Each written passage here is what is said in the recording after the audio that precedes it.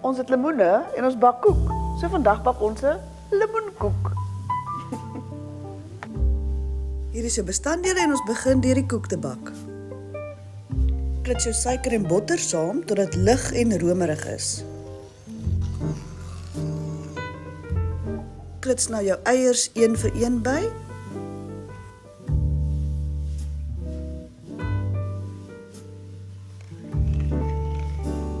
Sif jou meel, bakpoeier, koeksoda en sout by die bottermengsel.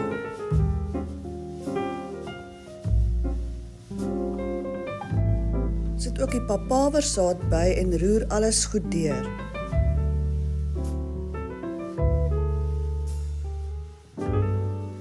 Voeg jou fyn gerasperde lemoenskol by, die lemoensap en ook jou suurroom.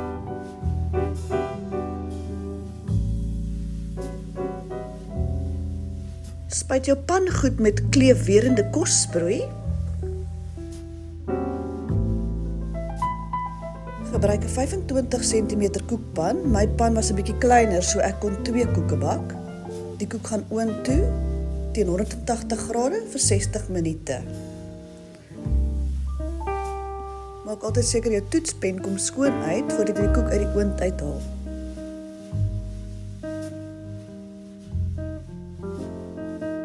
Smelt 'n bietjie suiker en lemoensap wat jy oor die koek gooi sodra dit uit die oond kom.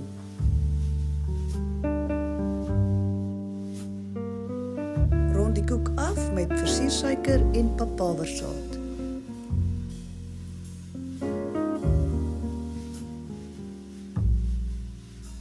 En so vier ons sitrusseisoen met 'n heerlike lemoenkoek.